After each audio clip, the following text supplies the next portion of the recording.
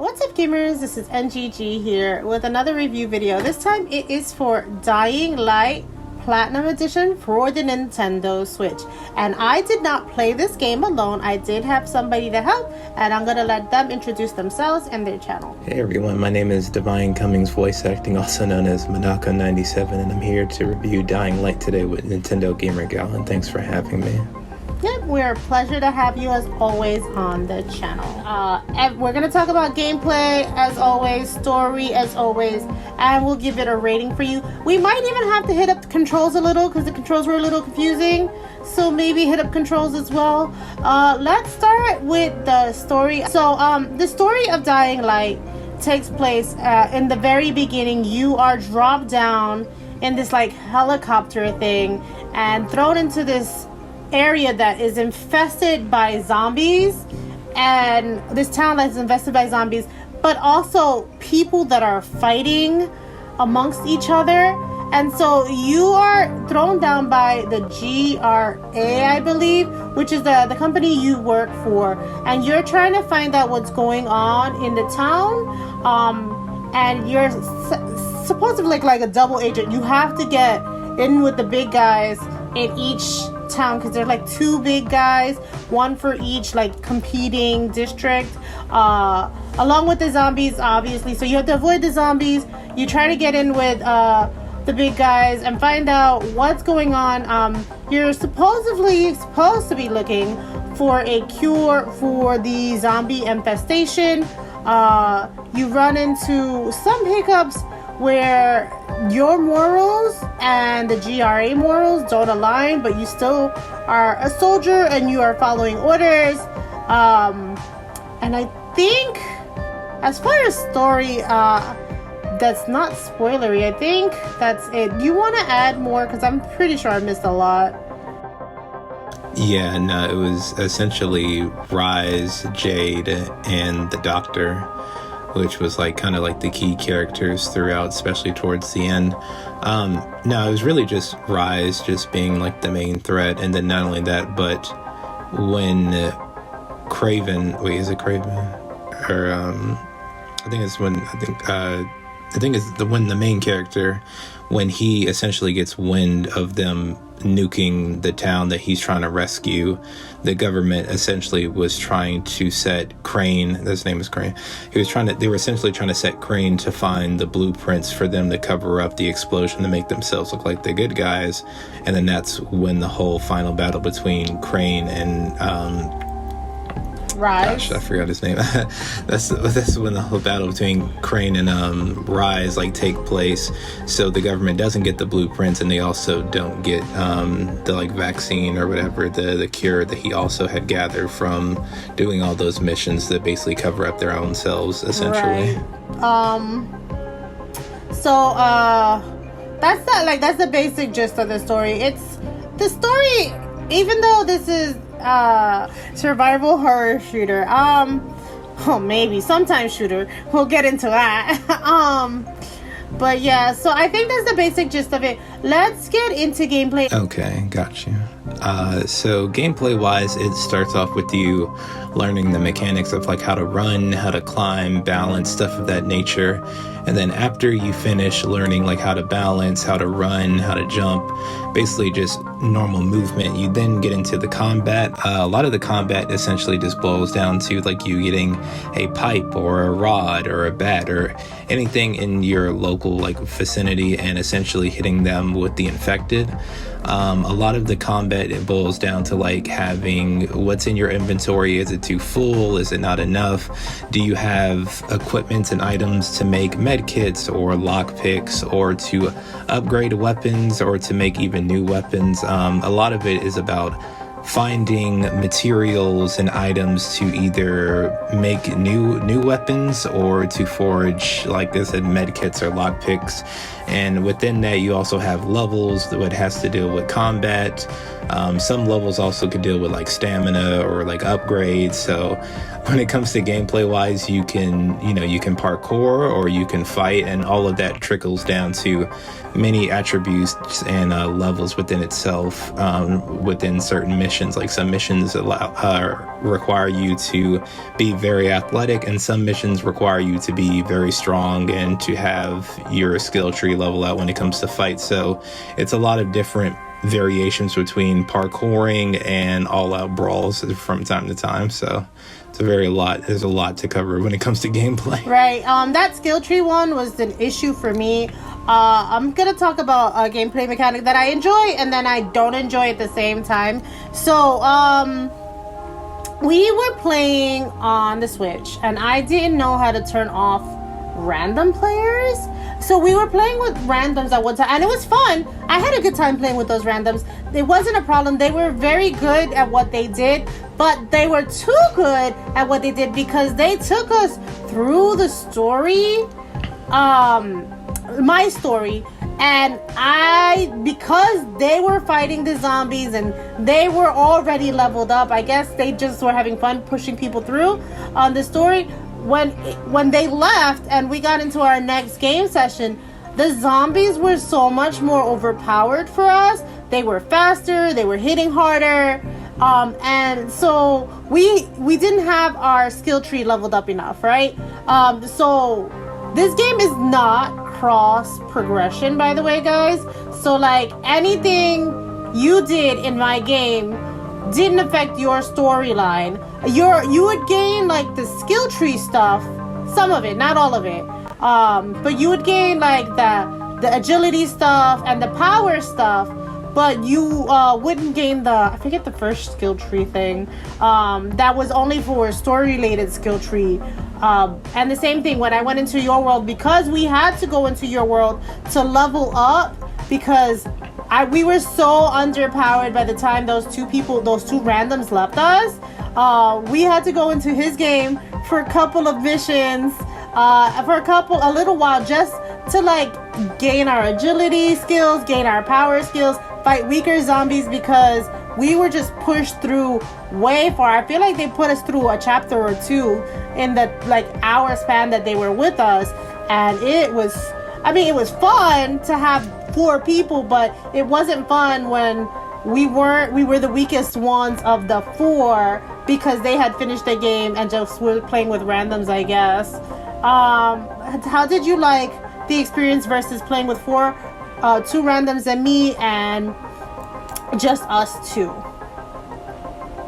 I would say the experience with 4 people compared to 2, it was okay. Like you can definitely get through the story a lot quicker and faster with 4 people, especially if they're higher leveled and more experienced. I would say the only positive that came with having 4 people compared to 2 is that towards the end, if not later on, you can definitely see what abilities you can get when you're a higher level compared to when you're just starting out. Like one of them had like a grapple hook that you can get at the end, but like I said, if you're just going through it blindly without any experience, you wouldn't know that you can even get those kind of abilities without seeing it firsthand. So besides from them kind of like hard carrying, seeing what abilities and what attributes you can get further on was definitely a plus outside of that horde mode that somebody can hop into your game and kill you at any time. But other than that, that's cool. Right, we definitely didn't play that mode, guys. We got exposed to it by accident. That mode, oh my god, we got exposed to it by accident. Apparently a player can come into your game and invade your game as the zombies, and they could even go into your home base, because I think that's where they killed us, right? At our home base? Yeah, it's outside. Yeah, it's outside the home base. They can find your location. Right. So they killed, we didn't know what it was. We didn't know what the zombie invasion thing was when it happened. But that is not a feature we played, guys. So I'm going to tell you that is not a perk to the game that we played. I know the game was trying to incentivize us to do like things against each other, like who can do more kills and who could get to a certain point faster, and that wasn't something we set up. The game was setting it up for us as we were playing to try to incentivize us to compete against one another to get further and faster or whatever. And I thought it was cute. Like, if I would have known how to do it, maybe it could have been something that we set up ourselves. But since I didn't know how to do it, I definitely couldn't do it. Also, I did have an issue with getting my grapple hook at the end of my game. I'm like, it's one of the bottom, like the strongest tier skills.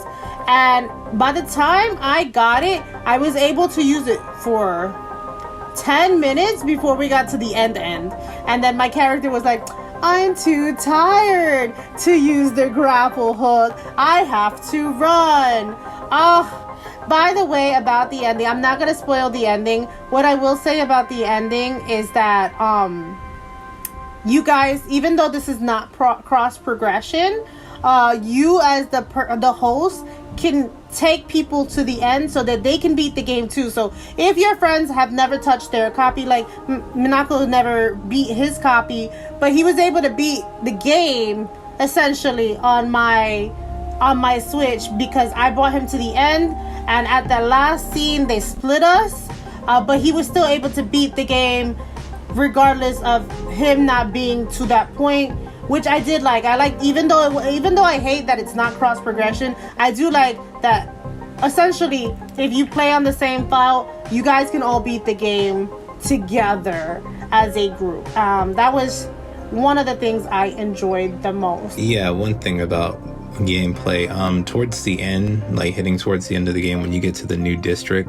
I did notice that whoever is the host, if the host isn't with you when you're trying to find like keys or a location to get into a certain area, if you don't have the host with you, it will just not pop up at all for player 2, because that was kind of the issue we were having. Like, we were trying to find this key card, and if you weren't with me, the thing wouldn't trigger the event to find either the last one or to get to the next mission. So I did notice that when it comes to like, if you're player 2, you can't really progress without the host being there with you for it to spawn in the level and then for y'all to continue together. Well, that also happened when we were in the sewer.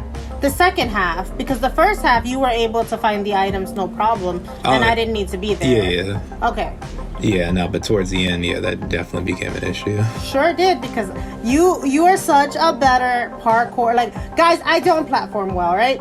If you want to see, I streamed this game once of us two playing it in the month of October, and you will see how bad I did. Minako was over there jumping away, parkouring away, killing the zombies, and I'm here like, come on, grab the ledge, there's zombies behind me, grab the ledge. I am not a good hardcore parkourer, and usually I do not play first person mode, which this game is in first person mode, so that was a little harder for me to play a game like that. But I got through it. But I definitely was strong carried in this game by you, because I couldn't reach ledges. I wasn't as fast, and like, we would have definitely got into night mode. If it was up to me, I would have never made home base in the daytime. It would have definitely been at night, and we would have been dying all the time so much. And speaking of dying, they do take away skill points for you if you die. Every time you die, you lose skill points. So definitely, as soon as you're ready to upgrade your skill point, upgrade it right away, because if you die, they will take some of them away. Not a lot, but they do take enough away that if you keep dying over and over again, it's going to take you a while to level up that skill again. So definitely, once you have your skill points, use them on the items that on the skill tree to upgrade. Anything else? The last thing I just have to mention is that when you get access to guns, it's also at the end as well. Like, you have the ability to like craft, and like, you know, in your blueprints you can make a gun, but you really, towards the end, that's like the only chance you can really use it. And not only that, again, that was like one of the issues with, because I wasn't the one hosting, because I was just the one joining into your party, I didn't have the abilities to buy bullets, and even if when I could make them, they didn't fit for the gun that I had. So like, while yes, I could use a gun and wield a gun, I couldn't buy the bullets to reload my own ammo, let alone, again, when the guns become available, it's like, well, we're at the end anyway, so I would hope they would give us a gun at this point. So that's kind of it when it comes to like the gameplay portion. Right. All right, so let's talk about controls, because that is a big key in this game, because it's parkouring. There are lots of different buttons that do different things. I know I had the problem with figuring out how to use my main weapon, and like, I didn't even learn how to use my sub weapon until like the last hour of our game session. Like, I learned how to, this button uses the sub buttons. Because I had the shield in my inventory the whole time. Well, for most of the time, not the whole time. And I didn't know how to use it. And towards the end, I was like, oh, is this how you use it? And now I'm able to block zombies from attacking me, hit them with the shield, and then attack them back with a bat or try to shoot them with my gun. But I didn't know how to use my sub weapon. I feel like it wasn't super explained to us. Like when they did us the practice missions on how to play the game, they didn't do on how to use the sub weapons, and also on how to equip and dequip and put stuff in storage. Like, because every time I put stuff in storage, it looked like I was selling it. It would tell you the monetary amount it was worth. So I would think, damn, am I selling this? No, you're actually putting it in storage. Unless you go to the guy, you're not selling it, you're putting it in storage. But it tells you how much the items are worth, which I was like, oh, that's ridiculous for us to know how much it's worth if we're just putting it away. Why do I need to know how much this is worth going into my bag? Like, 2 is 400 and 3 is 600. I don't need to know that when putting stuff away. And definitely the parkouring, your character gripping would be an issue for me. It looked like your character could grab an edge, and sometimes he would, and sometimes he wouldn't. That was so like for me. How about you on controls? Control wise, I didn't have any issues of like how the game functions. I did notice that either the skill tree or the weapon I was carrying, heavier weapons take longer to charge up and swing, but they do no more damage. And a lot of times, if you, whatever skill tree that you equip for your character, it becomes a lot easier to KO enemies. Like I had one where if you kick an enemy in the head on the floor, their head immediately explodes. But again, that's like a skill tree thing. So the more I kept paying attention to my skill tree and my abilities, the more easier the game kind of became. But again, without guns, it kind of became a hassle a little bit. Yeah, especially when the zombies are 10 times stronger than you and you're hitting them with a rusty pipe.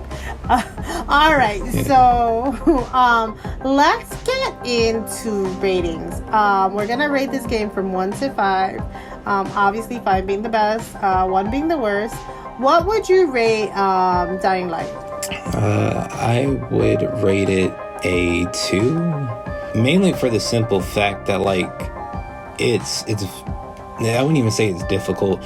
Once you get to like a certain portion, they kind of just throw you in the deep end and expect you to like figure everything out, and that's fine to a certain extent. But once you get to the point where you have to rescue certain people and you're really getting to the end game, it becomes this thing where it's like, okay, I'm fighting enemies with guns now, and I'm over here with a pipe, a bat, and I'm getting shot consistently, and you will die and then come back, and even though there's no like permadeath or nothing like that, it still becomes an issue where it's like, okay, how many times am I going to die before I get a gun myself? And you don't even get that until the end of the game. So it starts to become really frustrating where like they don't teach you or even give you the mechanics or weapons to even go against enemies that are either on the same level as you or higher than you. And I remember when we did come across a gun, that's because we explored it. That wasn't a mission, that wasn't a side mission. We were just exploring it, and somebody just so happened to have a pistol with 8 bullets, and we used that to get to the actual section of the game where they do give you rifle ammo for it to take it away from you anyway. So again, a lot of this game is just figure it out. If you don't, keep dying until you get past it. Otherwise, there's no way getting through it. So that's why a lot of sections where there are people that are higher level than you, there are sections where your guest or the person you're with is going to be more experience or might one up you, because they have so many portions of this game where they don't really explain it enough or help you out enough for it to figure it out on yourself, and you are then relying on other people that either have played this game or just so happen to have a bit more experience than you. And then not only that, but it's like the story really didn't take off until the end. So it's like by the time like all the beginning portions with like getting settled in and like learning how these characters are, that stuff really doesn't stick with you until the end. And at that point, you're just ready for it to be over. So that's why I just give Dying Light like a 2 out of 5, just because it really expects you to just figure it out on your own, and by the time you do, you just wanted it to be over with. And towards the end of the game, you're only really invested into like 3 characters, which is Crane, Rise and the woman and the doctor, and then that's kind of it. And then they just expect you to just, oh, here's this last section, you better learn that, you better figure out how to jump and dodge all these enemies, or else you're just going to keep dying and seeing this level over and over again and replaying through these sections. And then they throw like a quick time event that was never implemented at all. So like, this game throws way too many mechanics, have too many convoluted controls for you to figure out at the very start. So it's just, with that being said, it gets a 2 for me. Right. And yeah, there's a lot of valid points. I'm gonna say I don't play platformers, right? As a platformer, this was super hard for me. I did enjoy the story though. It had a good story. I mean, I enjoyed the characters' motivations, the growth of your personal character as a character. So I'm gonna give it a 3 out of 5. I don't think it was a terrible game. It's not a game that I will go back to and play again, right? It's definitely a good game if you have a lot of players who can hardcore parkour well. So I can't, so this is why I'll probably never pick up Dying Light 2. Even though the game wasn't bad, it just wasn't for me. How's that? The game wasn't for me, so I'm gonna give it a 3 out of 5.